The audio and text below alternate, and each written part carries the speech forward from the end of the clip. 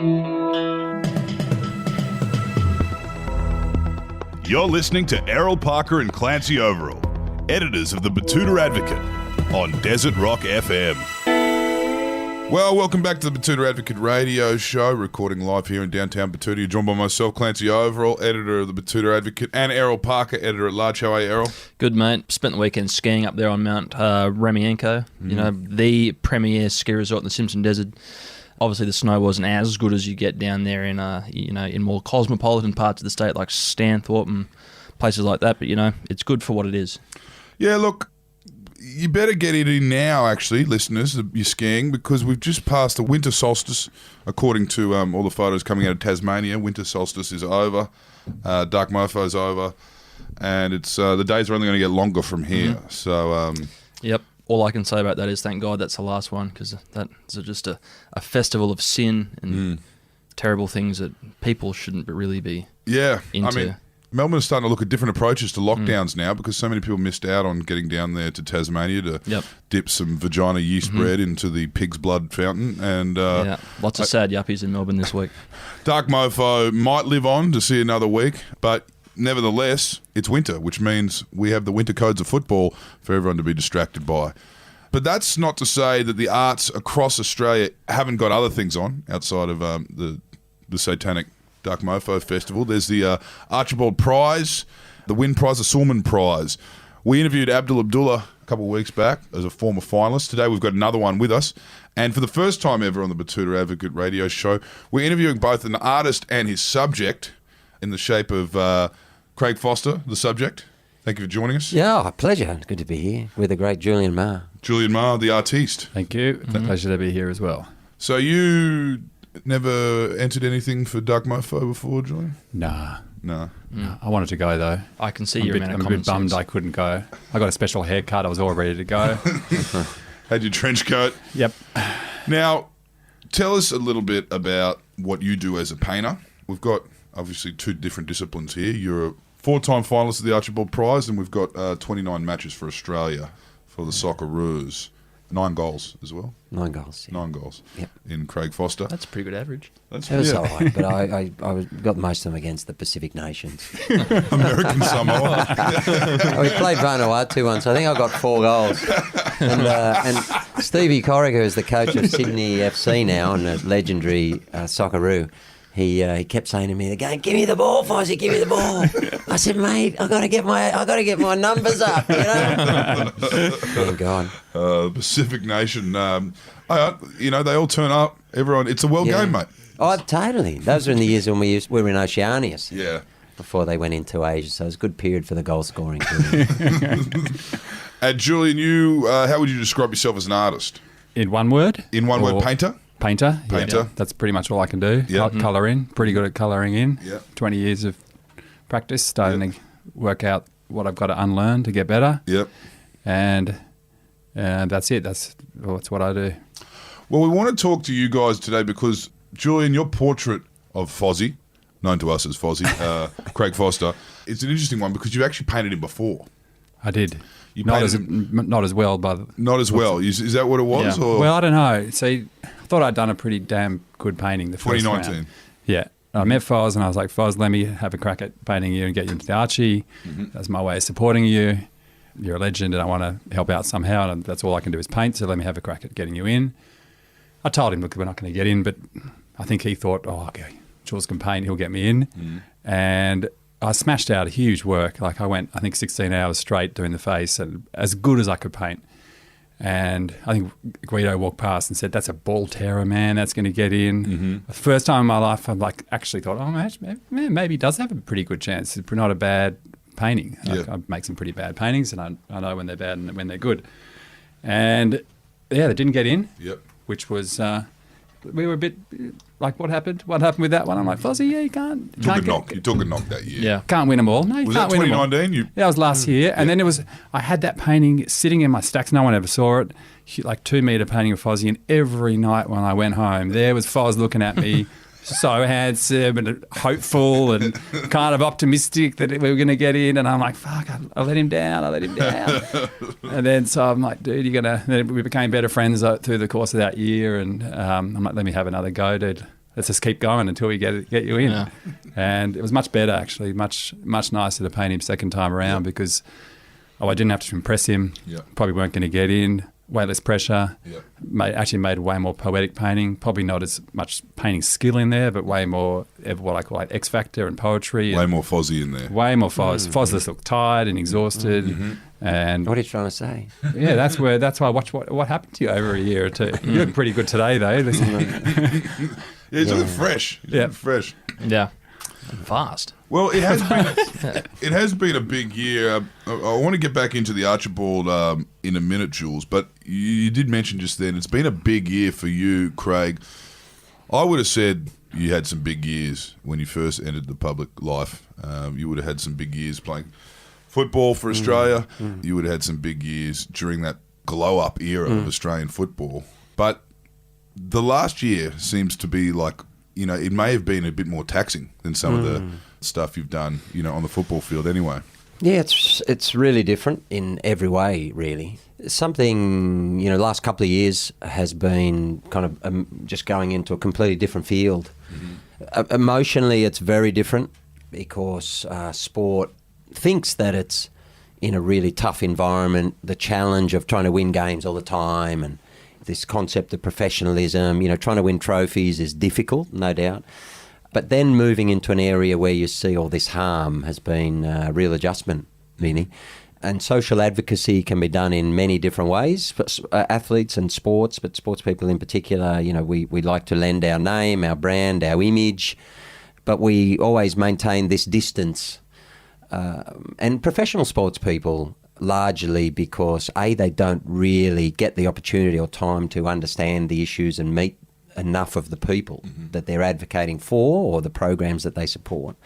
But as a retired sports person, I had opportunity to really delve into the issues themselves and meet the people. And once I met the people, whether and at this point in time it's largely refugees and asylum seekers who are in trouble, then it really changes your life. Do you think there was a particular moment where the blinkers came off? It was over a period of time because I was involved in Indigenous kids, refugee kids, and programs that were working with these children on the ground. And so probably 10 years ago, I was involved with UNSW. They've got a program called Football United, and it was recently arrived refugee children from war-torn zones primarily.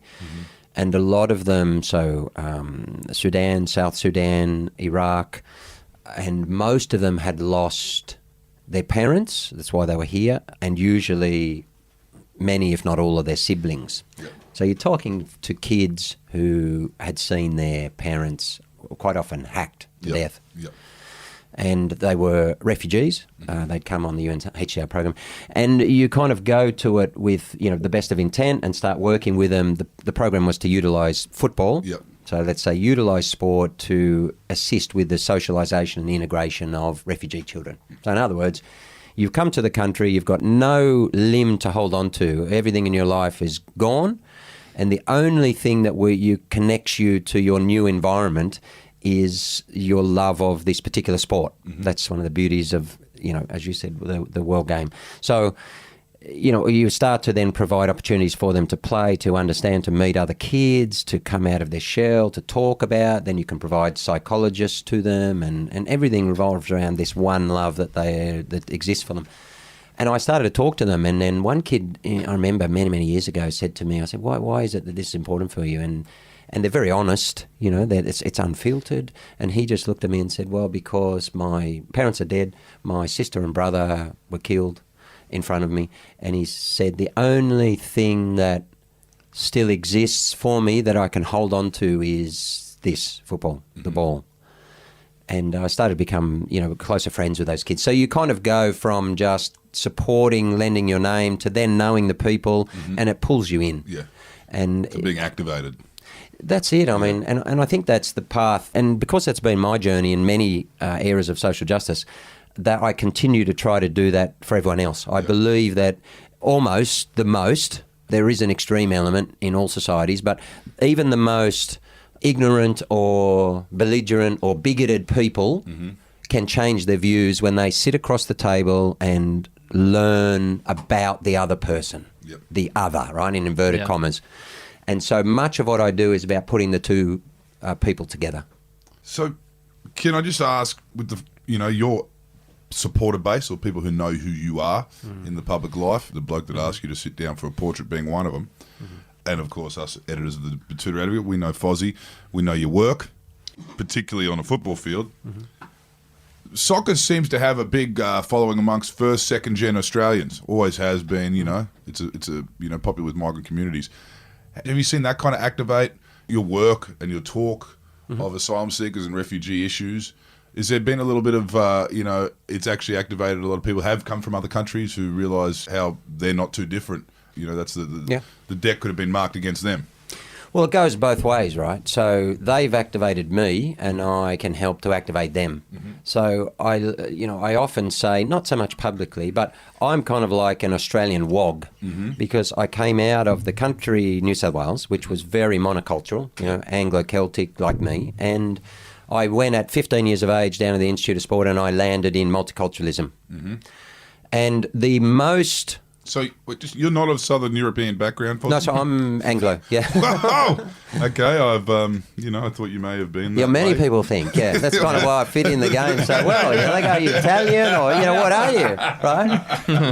That's not a tan, is it? You've got the vernacular as well, growing up with all the Italian and Serbian kids, I'm guessing, playing football, Well, at mid-teens, right? So prior to that, it was everything was Anglo. It was tea and scones and it's jam. And and it was all this stuff up in the country, and we didn't have many ethnic communities. We had in Lismore, where I'm from, we had a very small Italian community, and there is a place there called Little Italy, close to the coast.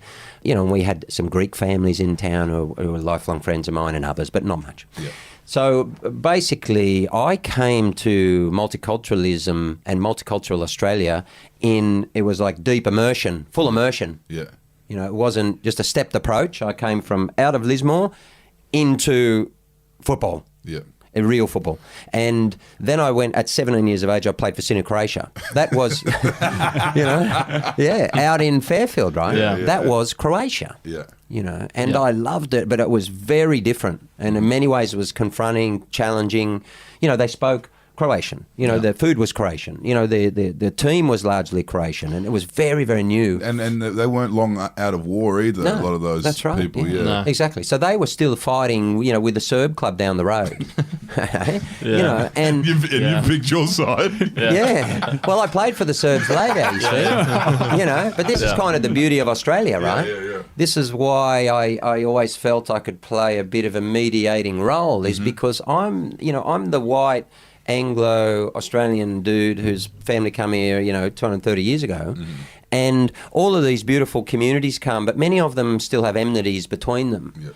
And I kind of existed always in the middle, seeing both sides and also understanding and talking to them about the beauty of what Australia does offer to them. But certainly the first generation immigrants understand that very well because they came from they fled, right? So they very often feel very deep attachment to what Australia has done, at the same time as they, have great attachment and love for their history and their culture.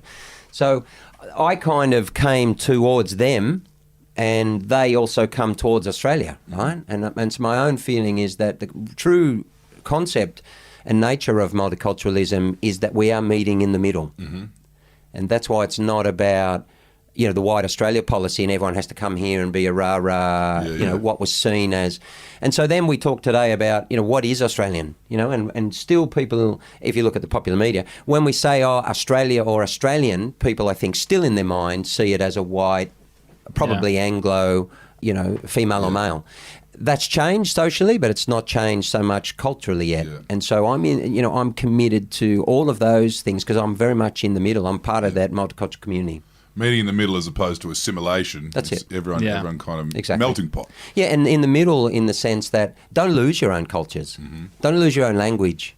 So I sit on the Multicultural Council and they talk about what is a statement of social cohesion. So what I'd like to see, and I don't expect this is going to happen anytime soon, but that English is a connecting force but that our statement on social cohesion or if you like, national values, as far as you can define them, means that we should say that we are a multilingual nation. Yep. But English is the national language and the connecting force. Yeah. But you have to, this is the beauty of spending 18 years at SBS as well. So I've gained incredibly from my connection and love and involvement in multicultural Australia, as much as I have from the wonderful background that I have. And of course, then we have First Nations revolving around that, or I'd say underpinning all that as well. And you're probably a bit more familiar with First Nations community coming out of Lismore than you were with any of the communities That's true. you met. That's very true. Yes, over 4% up there. Lismore, Grafton, Kempsey, Taree. But also, I knew Charlie Perkins. Yep. He was a football player. John Moriarty, the first Indigenous Australian to play or to be selected for the Socceroos, a very close personal family friend of mine, and I sit on his board of his foundation. So, the intersection between sport and all of these communities and the ancient history of our nation is, kind of the field in which I have always gravitated. Yeah. You were saying a bit before about your role in connecting people. How have you found politics, especially? How have they kind of integrated into what you're doing? Like, do you think they could do anything more, or has the response been kind of adequate? Well, the response in Australia from politics at the moment is never adequate. Yeah. I mean, like, what do you want to talk about? Which issue you want to look at? I think a lot of us are disappointed, many disillusioned, but certainly disappointed with where politics are at the moment in Australia. Ashamed. Yeah, that's a stronger, better word. That I would agree with. Were you that? Do you reckon I mean, I look at you, Julian. You're an artist. Artists are always expected to have a kind of a platform. Well, artists have a platform for much longer than sports stars. Artists have been, I guess, active, engaged, and they use their platform. Since thousands of years ago, artists were making political statements in their work. I mean, I noticed you've been involved in all kinds of different auctions and drives and movements. What do you find when you look at someone like Fozzie? Do you feel like this is a kind of a voice that is kind of lacking in the mainstream of Australia? Hell yeah. I want this guy to have a bigger microphone. I like listening to him talk. Yeah. I want him having more power. I want people listening to him.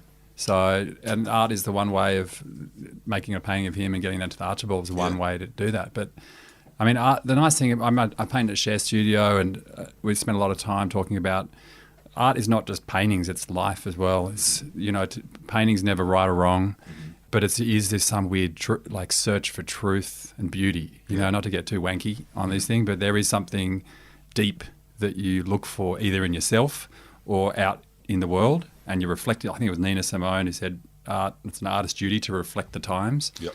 And she got more political as her career went on, and as her voice grew, her power grew, she had a responsibility to talk about what was happening.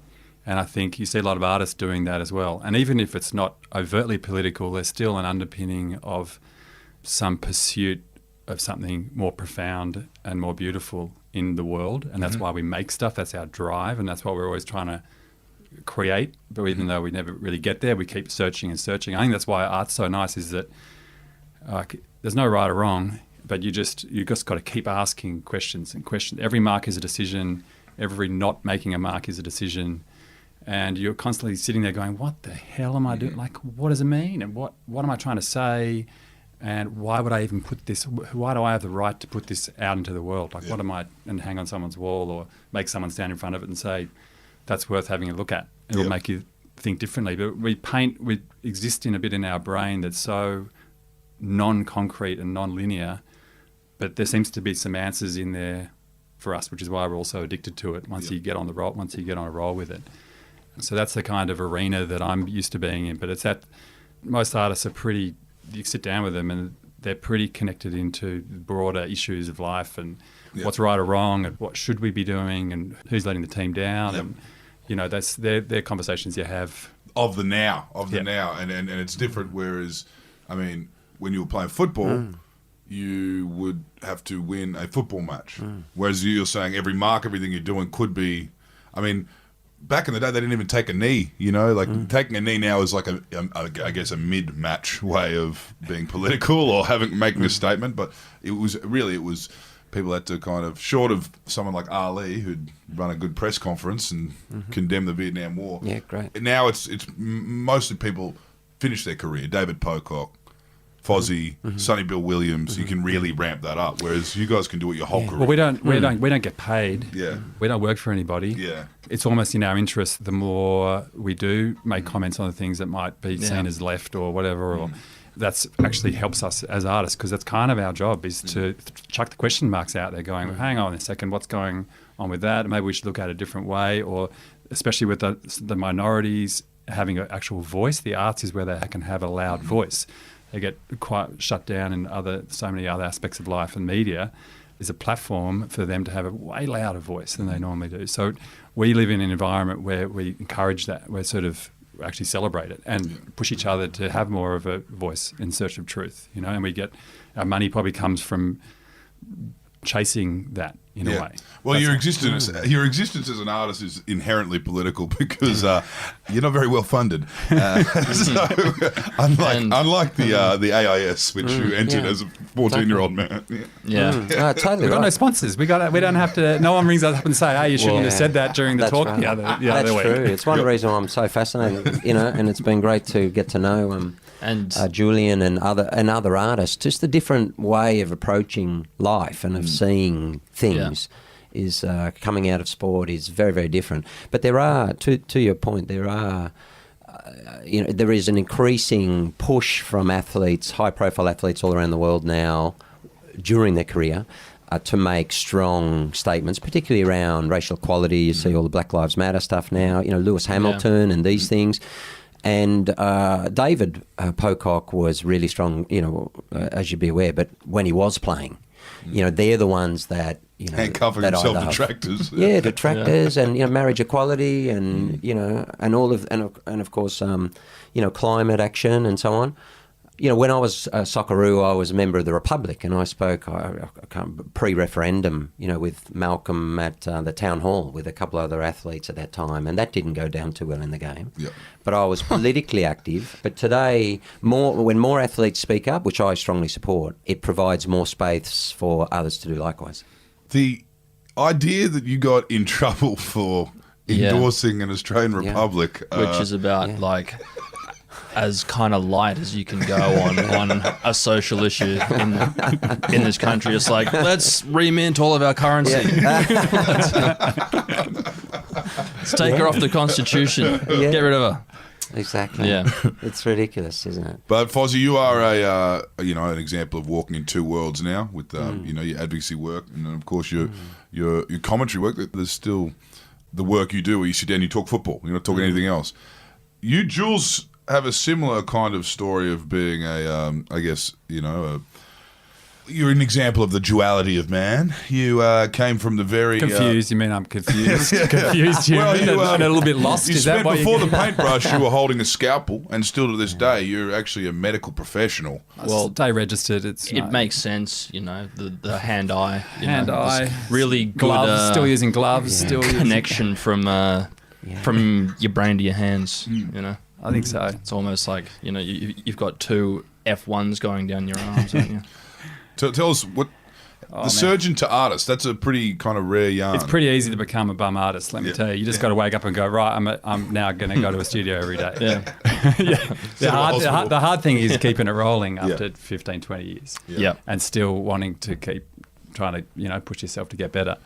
But I went through out of high school. I was really good at painting and started selling my work when I was like 14, 15, and painted all night long in my bedroom. Mainly because I liked the smell of oil paints and terps back then. And I just didn't have the balls to be... I went to the career advisor when I was 18 and he said, maybe you shouldn't do art. Only 1% are still practicing after they graduate and the average income is about 8 to 12 grand. And I'm like... I probably want to have kids one day. And so I didn't have the balls to do it when I was 18. So you need a day job. It's like, Jesus Christ. I didn't say be a surgeon. I'm working in a pub or something or a cafe. I know. You really took that advice and became a surgeon. Well, the irony is, I only got into medicine because I topped art in the HSC. Right. So I got the marks because I could paint so well. Yeah, right. And So that, and then I did that for 3 years and then quit and went to art school overseas and then realised art was too hard and went back and finished med, which if you put the work in, was not impossible to pass it. I mean, I got through. It's not subjective. No, it's no. marks. There's lots of bad doctors out there. Subjectively, that was a good operation. Yeah, so I stayed out of it. I didn't work that much for a decade or two while I was running an art gallery and trying to be a painter. You can't make paintings just 1 or 2 days a week. You've got to go day in, day out to actually grow and develop and get good, basically. You can't just do it every now and then. And then, a few years ago, I got the opportunity to work with an old mate. I just help out, dude. I'm low down in the team, but I like it. I love being part of a team, and if something goes wrong, it's on my boss's head, not me. Wait, so you're back in the. You're still registered? Still registered. Still holding a scalpel? Yeah, I'll help It's out. on- I help of an out evening. I help It's out a on- friend every now and then. His boss's insurance plan. Yeah, right. But you know what? It's actually been really good for me to get out of the art world 6 or 7 days a week. Yeah. Yep. And in terms of my identity, it's better, and it's given me a lot more structure in terms of, I don't know, just not having to paint every bloody day. And the paintings are never right, and you're always kind of like questioning yourself, and the doubts only get bigger as you get better. So you just spent 1 or 2 days in there looking at an open 1 day body. a week. Yeah. 1 day a week. I go and help out a mate. The inside of a human being will just take all those thoughts of doubt and art out of your mind. I'm not worried about whether the white's a bit blue or pink that day. You know what I mean? I only have to be perfect 1 or 2 It's a lot days a more week. concrete. As long as it's not bleeding, I've done a great job. You know, so own it up carefully. I have a pretty surreal life at the moment, and I'm lucky as all hell to have it both. But there's a grueling process as an artist. Also, it's terrifying showing your work, I guess. All artists, in the same way the musicians walk backstage after a gig and they just drink all night because they kind of come down from this thing. Artists have to... All that stuff you're slaving over in the studio you're talking about there, you then have to put on the walls and all your family and friends come and look at it and you sit there. Stuff we don't cut up and burn. Yeah. The stuff that leaves the studio. The sweat patches growing. But COVID's been awesome. We don't have to go to the openings anymore. I can't tell you how good that is. I mean, but then I shouldn't complain. Like, we only have to turn up to an opening one day a year. Yeah. I've got to go and talk to people to stand in front of my work and say, yep, this is the best I can do at the moment. And so I'm never going to complain about having to go. Obviously, I don't paint to stand in front of the paintings. I paint for the paintings to do the talking. Yeah. But just that's just part of the industry that you just. One nerve-wracking element, I reckon, for artists must be having to put it all on the line to ask some big shot soccer player to sit in front of you for an hour. Football. Sorry. Yeah. Well, it's fun. Like everything, like every single. I realised that every time I've got into Archibald, it was never my idea to actually paint the subject. All right. Yeah. Which Can I probably you give us an should. example of your other. I probably shouldn't admit other this, but it's portraits? just a lot of my life has just been right place, right time, and also going. Obviously, if I don't want to paint the person, there's no way I'm going to do it. So I say no to a lot of stuff. But then when it feels right, I'm like, damn. But I'm not making a lot of the decisions. Things fall, and you just run with them. Yep. And if you love them, you hang on to them for dear life. You know So what I mean? That's how. who have you painted previously before? Daniel Fozzie? Johns. Daniel Johns. That was actually in the promotional stuff for the Archibald. Yes, again, the week before I was going to paint Paul Ryan, and then Daniel Johns had a new album coming out, and his manager bought some of my work and rang me up and said, do you want to paint Daniel Johns? I'm like, hell yes, I do. And I rang Paulie up and was like, Paulie, you've been bumped. And he's like, you got Daniel Johns? You haven't sat for someone in 14 years. And he's like, you got to do him. I'm like, yeah, you know it. I'm doing it. And then that was like 5 days before it was due. He was paying good odds on Sportsbet too with Daniel Johns that year. Weren't you? Yeah, it was great. And then 5 days out from the Archibald that was due, I had a really good one of my best mates, Jasper, is always like, to start the Archibald the week out because it's a bit of a chook raffle. If it doesn't get in, you won't feel like you've wasted a whole month out of your practice. And so I went up to Daniel Johns' studio and I'm like out in the pouring rain in the middle of winter and like, get your shirt off, dude, let's have a look at all his tats and his muscles. And I did quite a good painting of him, and that's how that one got in. And then the one I did of Richard Flanagan, who's an absolute hero. You know, he's an incredible voice, and I wish he had more of a microphone for Australia as well. Big Betoota fan. Shout out Richard. Oh, yeah. He's. I've never met anyone whose brain is and his heart are just like you both kind of. I'm just sit there in awe of both of them. And it was my wife Beej kept saying, "You've got." She obviously loves his work, and said, "You've got to paint him." And I'm like, "There's no way Richard's going. I don't know the dude. He's not going to sit for me." And so I think she just kept saying, "You email him." I got his email from someone, and I think I just one day I'm like, "Oh, fine, I'll email." I just so she wouldn't say stop, just to tell her that he'd said no, and then he wrote back and said, "Oh yeah, no problems. Come down on Tuesday." And then on Tuesday I'm knocking on his front door in Hobart, going, "How do I have the right to go and visit this dude?" And have the right. He hadn't sat for someone in 15 years either. And he opens the door with his pec galore, and I'm like, Jesus Christ, I better do a good painting of this guy. So what do you do from there? You go, all right, you on the chair over there. I'm going to start bringing your stuff in. Well, I think he was a bit hungover. He said he was sick, but I'm pretty sure he was hungover. And we had lunch. And I think I tried to mention something about politics in Tasmania or the logging, and I realised I shouldn't have even gone anywhere near discussing anything. On the Tarkon. I should have just shut up and listened. Yeah. But he's a great listener, Flan. He lets you talk, and you get nervous, and you keep talking more and more. Is it easier to paint a bald head as opposed to a head of hair like Craig's? Craig's way too handsome. He's annoying. The silver fox is not an easy thing to paint. I thought that Richard just be like, just do the dome and go. Well, he actually said to me, he goes, "Don't make me look angry," and I'm like, "But look at the photo. Look how angry he is." I did a drawing of him in his book, in the front page of his book that I was reading. I'm like, he looked angry. I should have just put a big smiley face over the top of it, Abdul style. There you go. You're not angry. But it's funny how that's the nice thing about the art world. I get opportunities to knock on these people's doors that I would never have. I still don't really have the right to, but I'm allowed to, it seems, so, which is really nice. So how did you two meet? Oh, I think I'd been involved with a big project called All We Can't See, which was the Nauru Files. The Nauru Files on the redacted files. And from that, I've been introduced to Fozzie. And so that was an art show where a lot of artists, correct me if I'm wrong, all went through the redacted files from the Nauru. Yeah, we were given a file or chose one that we wanted to make a painting out of. And then made a painting based on what they read, which was, I imagine, horrifying at times. It was horrible stories. Mm-hmm. And we tried to put them into a more visual language just to give them air, to get Australia thinking about what was happening offshore while we're making Negronis. What was yours? What did you do? It was about family that had drowned. So I painted a space blanket. I was painting heaps of goon bags at the time. Yeah. And just a still life series, so I painted those space blankets that I'd seen an image in the shock. Yeah, I'd seen an image in one of the islands in Greece blanket, where they were all wrapped up in them. And I'd painted my wife in one, and her mum I painted her in one for Archibald 1 year, didn't get in. She's a political refugee out of Uganda. She fled Idi Amin in the 70s. So I painted her in one already. So I just painted a space blanket next to a storm out in the ocean. Yeah. And just simple poetry, simple that was visual poetry. All You Can't See. Yeah. And then that toured around Sydney, Melbourne. Ariel did a great job touring that. She took it down to Adelaide to a Labor conference. And that was one of the things that got the Medivac bill passed. So that was how I met Foz out of that. Someone put us in contact and said, "Oh, do you want to help him out with this campaign?"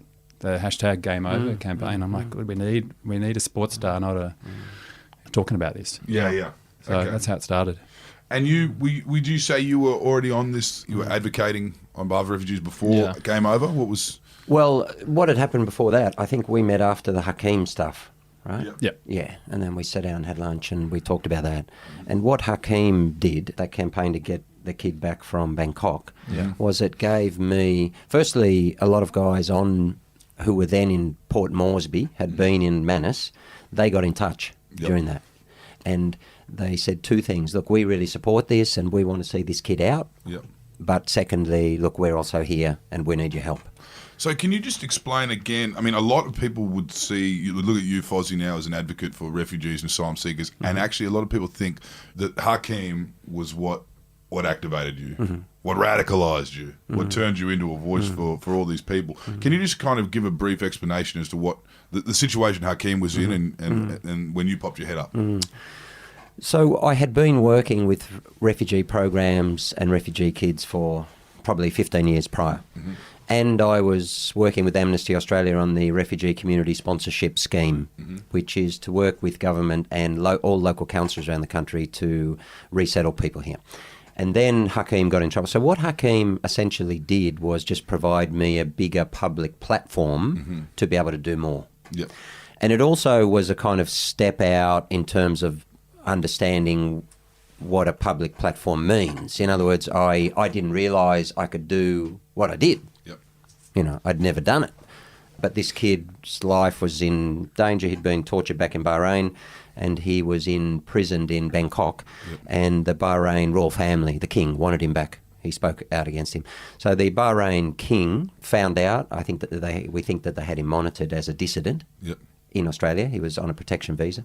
And they found out that he was going on his honeymoon to Bangkok. Right. He had to get a visa at the Thai embassy, I think it was in Melbourne. And shortly after he went in and applied for his visa, the Bahrain government was notified that he was going to be travelling. Yeah. And Bangkok are a bit more compliant with Bahrain. The two kings are very, very It's close. Like it was Very close. Interpol. They issued like That's how they do it. a red notice. Yeah, so the two kings, yeah. the one king asked the other king for him, and the mechanism to repatriate many of these dissidents around the world, Saudi Arabia are really big on this. That's why they gave something like $50 million last year in funding to Interpol. Yeah. Okay, to fund this system is because they use it to put people on red notices around the world to get them back. Yeah, right. Okay, and that's what they tried to do with him. I didn't know him, and people just came to me and said, look, you're one of the most prominent people in this particular sport. And He was a footballer. Yep. he was a footballer. Yeah, you're right. Yeah, so he played for Bahrain under 23s, so he was a very talented young player.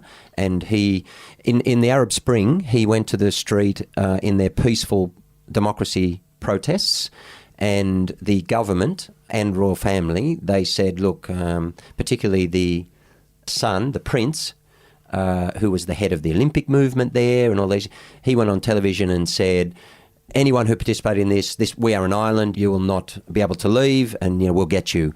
They picked out high-profile, particularly sports people, Bahrainis who'd been on the street, so they took all of the news footage and they circled people who they knew. There was basketballers, there was the captain of their national football team.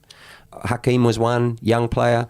There was judokas and all of these people, and they showed it on TV. Many of them said, look, you're going to know we're coming for you, we're coming for you. They went to their house, they picked them up, or they found them wherever they fled to, and they put him in jail. And he was tortured for about 5 months.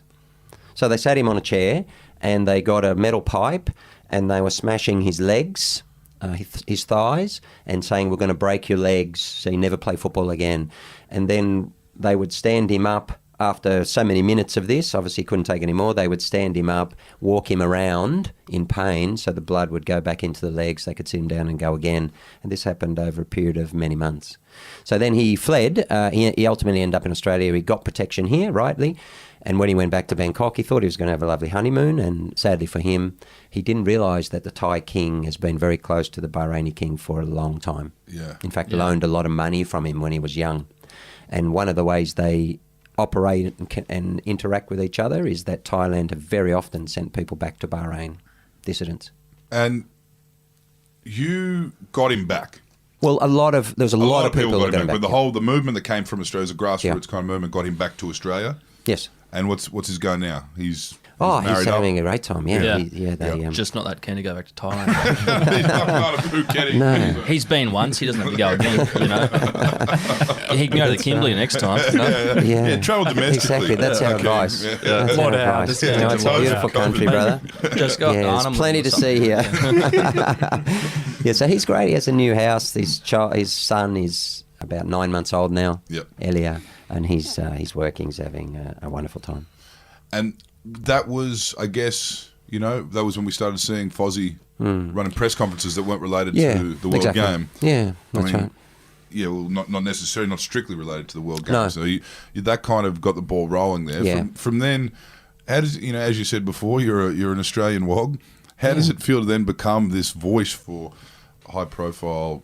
Well, not even high profile, for the unheard, I guess. How does it feel then to be kind of swung into that? You're on the multicultural council board. You're doing all this kind of stuff.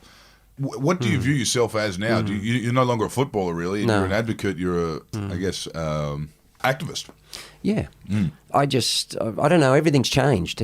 But I do like change. I think that we have to keep moving anyway. I love the game of football, but I approach it in a very different way to what I did many years ago. I mean, that was a process already underway. I mean, when we did the Russia World Cup in 2018, we went to that World Cup and I explained to SBS, look, all of the human rights abuses that are occurring here are part of this tournament.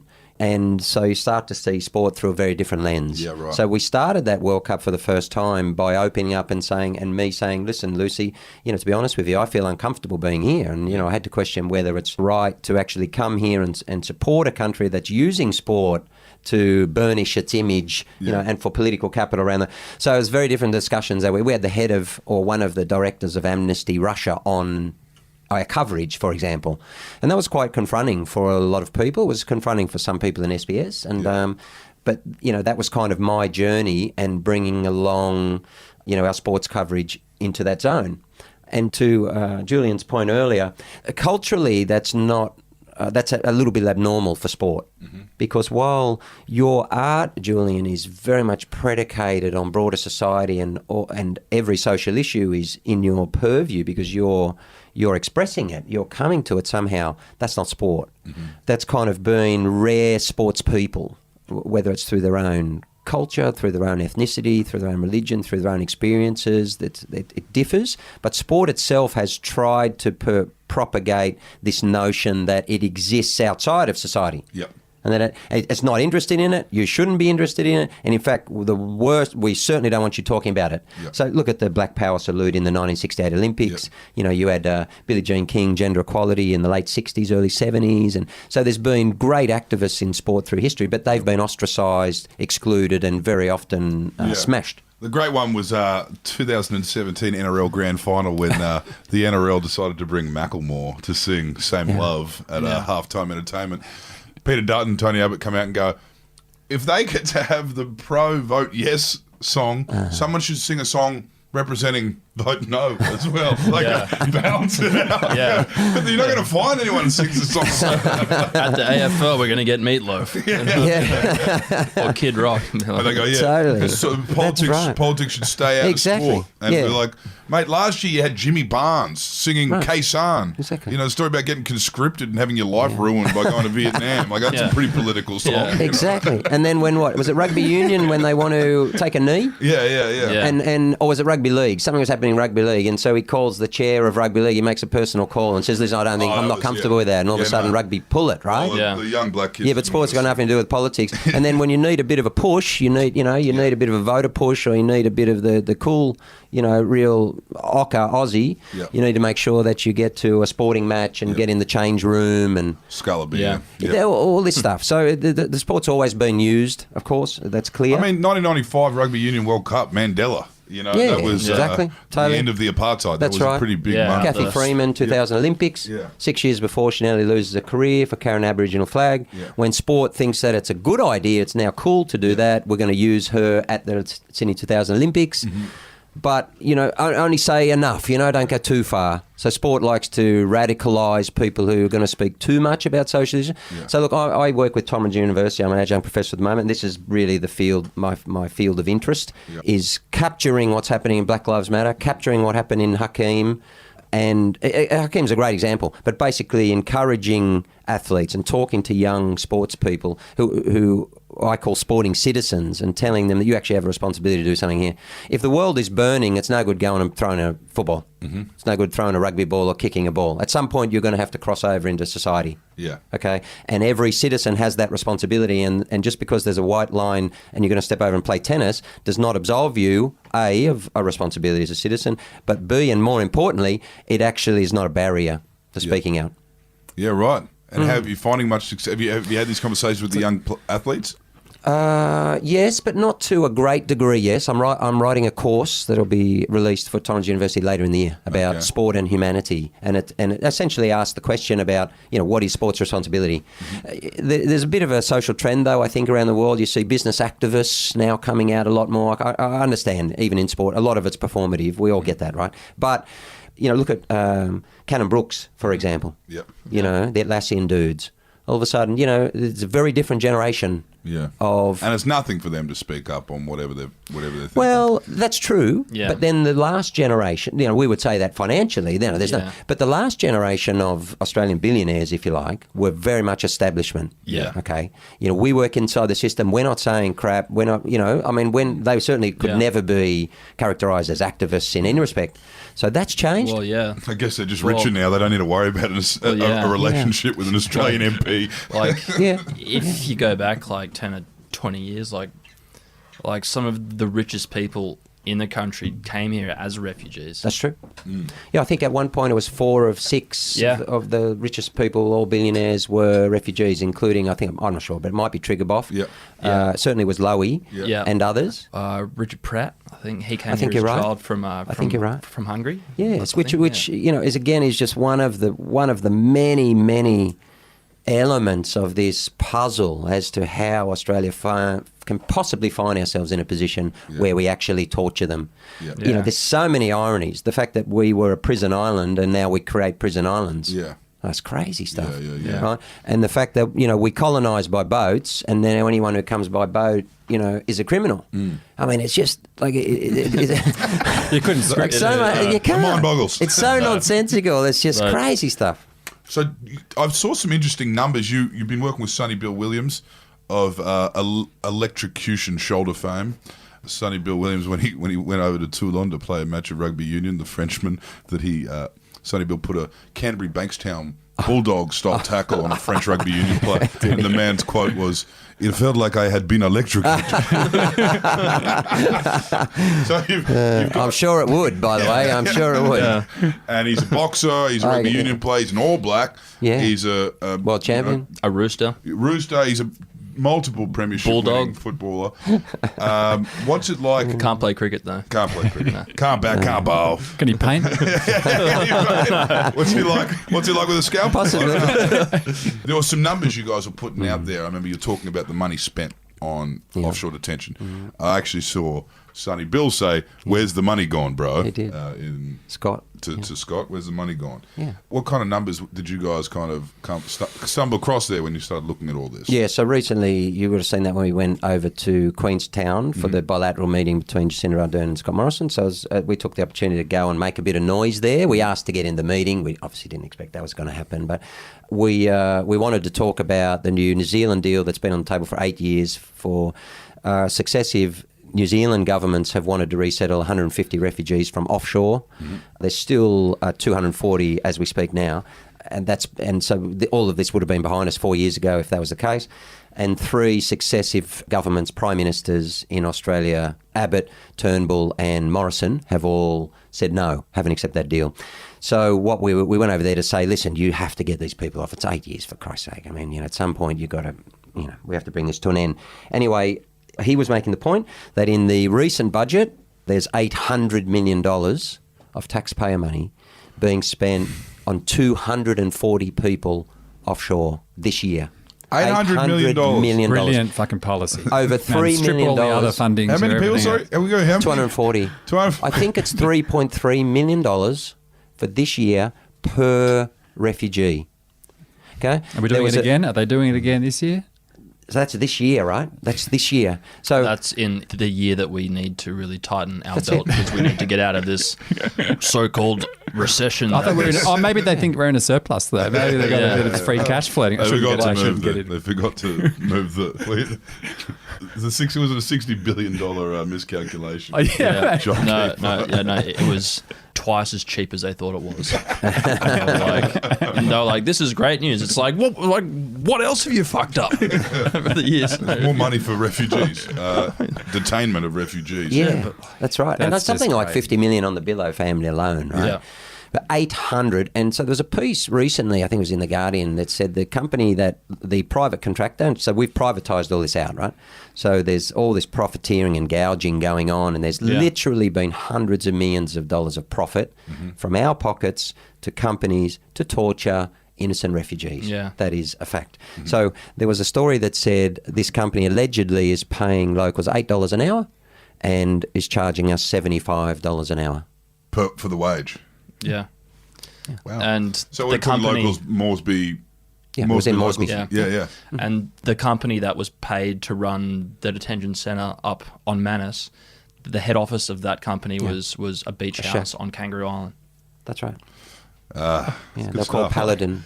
Yeah. That's People said, I think it was a closed tender process from memory. That meant it was just one person company put in a quote.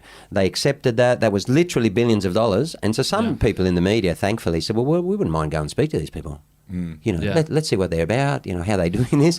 They called them out. They couldn't get them, so they went and they found a tiny little beach shack where it was registered to in a field, next to the ocean somewhere. No human inside. What I don't understand, for the last year after year watching it, we all know it. Yeah. I don't speak to a single person that goes, it's a bunch of bullshit. It's shame, Darren Hinch, all over it, right? Yeah. Year after year, everyone, and then yet it still rolls on. I mean, is it just, I just can't, I'm still trying, and am I partly responsible? Should I have done more? I was talking to Fozzie over Christmas, and I heard Fozzie was saying to me, he goes, I think I need to get arrested. Yeah. That's where his headspace is at. And I'm like, what role do we all have? How much do we have to all say, we don't want this before it ends? I just don't. Well, it's an interesting can't get my one head around because it. the Iraq War, a good example of millions of people across the world marched against the Iraq War. It still happened. What do you think? We all know what the interests were there. What do you think the interests are here, where $800 million can be spent? Like, what is to be gained? It's not like we're draining oil out of Moresby. Like, what is to be gained from? Well, it's three things.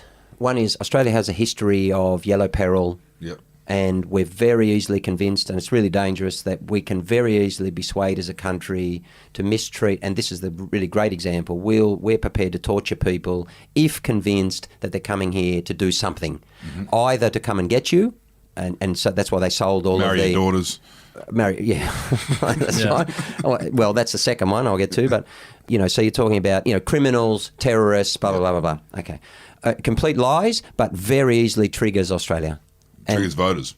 Yeah. Triggers voters and triggers many people in the country, and that's part of our history, okay? There's a really wonderful doco I'd encourage all of your listeners, they've probably already seen, Admission Impossible, and it's a fabulous documentary that goes into the history of immigration. The first piece of policy, the first act in 1901 under the new federation was the Immigration Restriction Act.